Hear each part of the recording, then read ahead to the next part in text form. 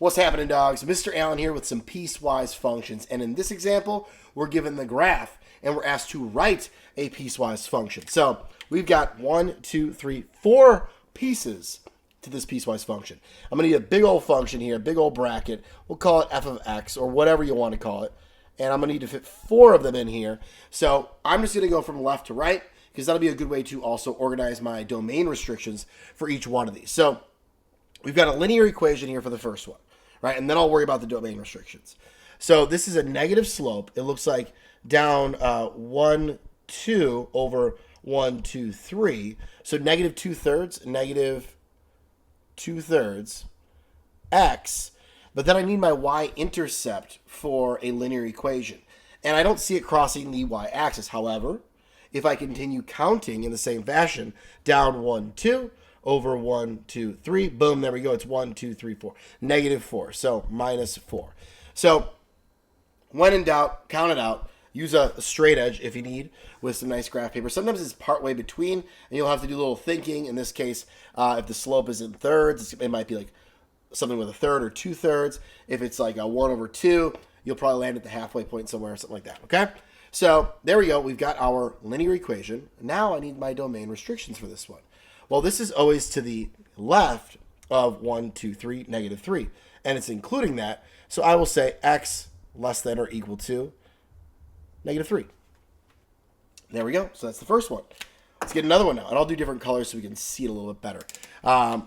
This guy here, super easy. If you remember it, a lot of times we forget the horizontal line. You're like, wait, what? It's y equals 2, so we're going to put a 2 right here. And then comma, I just need my domain restrictions. It's between negative 3 and 0. So negative 3 less than x less than 0. And I'm not including those points, right? Not including the points here because it's open circle and open circle. Beautiful. 2 done.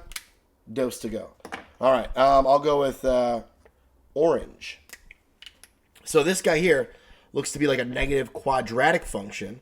It looks like I have my vertex. Usually they'll give you the vertex with these if they're asking you to graph at some key points. All right. So I'm going to write it in vertex form.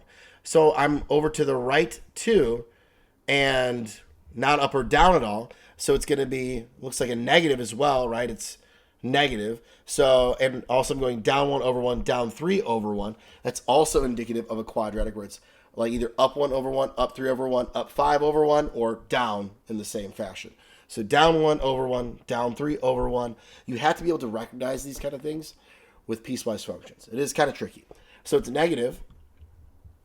And then I have x minus 2 squared. And we didn't shift up or down for my vertex, so there's no plus or minus anything at the end there. So comma now, and now I got to do my domain restrictions. From 0, including it, to 1, 2, 3, not including it. So 0 is less than or equal to x is less than 3. And if you'd like, you can double check this. If I plug in 0 here, I get 0 minus 2 is negative 2. Squared is 4, but the negative out front, boom, negative 4. And if I plug in 3, I get 3 minus 2 is 1. Squared is 1. Make it negative with that negative out front. Boom, we got it. All the points good. Even, I can check 1. 1 minus 2 is negative 1. Squared is positive 1. Make it negative again because that negative out front. All of my points check out with that one. So we crushed it on that, guys. We crushed it. All right, last one, we'll go pink. This one appears to be a radical bra, and I know that by going up 1 over 1, up 1 over 3, the opposite sort of idea as a quadratic, which is up 1 over 1, up 3 over 1, up 5 over 1. A radical is up 1 over 1, up over 3, up 1 over 5, because it's the inverse, right? So let's see here. It looks like there's no multiplier. It's not going by 2s or by 3s or anything like that. So straight up radical, and it's shifted to the right, 1, 2, 3, and up 2. So we're going to be square root of, I had a college professor that would always go, square root of, he sounded like Count Dracula. It was kind of awesome. So to the right 3 is x minus 3, and then outside the radical, plus 2. And then let's get our domain restrictions. We are always greater than or equal to positive 3. So x greater than, wrong way. Oh my goodness, that could have been bad, guys. Greater than or equal to positive 3. And there we go. We have a piecewise function written given our wonderful graph here.